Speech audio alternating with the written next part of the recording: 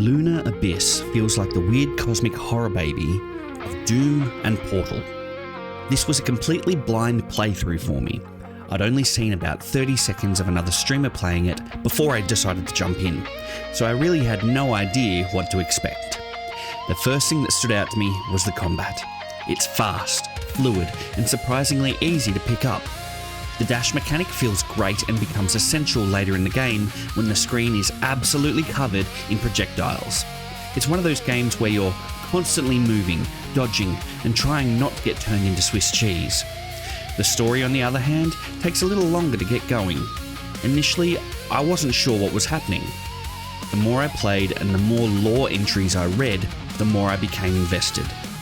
That's probably the biggest thing potential players need to know. If you're not prepared to stop and read the pickups, you're going to miss a huge chunk of what makes the story interesting. Visually, Lunar Abyss is pretty impressive.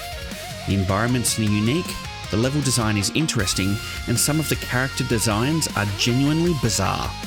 Most of the NPCs look like giant floating heads or nightmare fuel arachnid hybrids.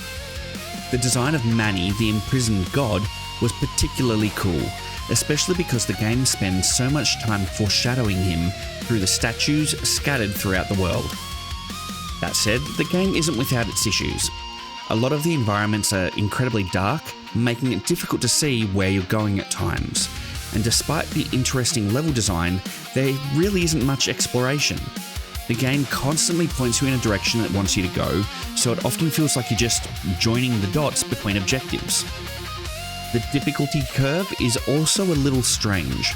The first 3/4 of the game feel fairly manageable, and then suddenly the game decides it's had enough of being nice.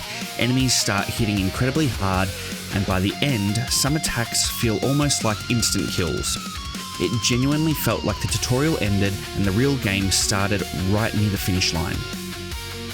My favourite part of Lunar Abyss was the platforming puzzles that actually required a bit of problem solving, along with combat that felt unlike anything else I'd ever played.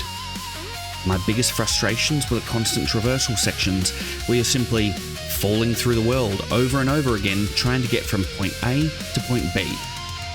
I also ran into several system crashes throughout my playthrough and ended up lowering the graphics settings just to get through the game, which I really shouldn't have to do given my PC specs.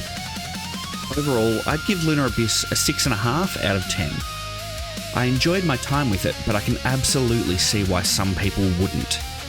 If you're looking for a relatively simple game with unique combat and an interesting story hidden beneath the surface, it's worth checking out.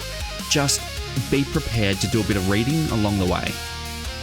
If you enjoyed this review, make sure to drop a like, hit subscribe, and let me know in the comments, have you played Lunar Abyss? What did you think of it? I'm Tim Skitz with Going Skitz Gaming. Thanks for watching.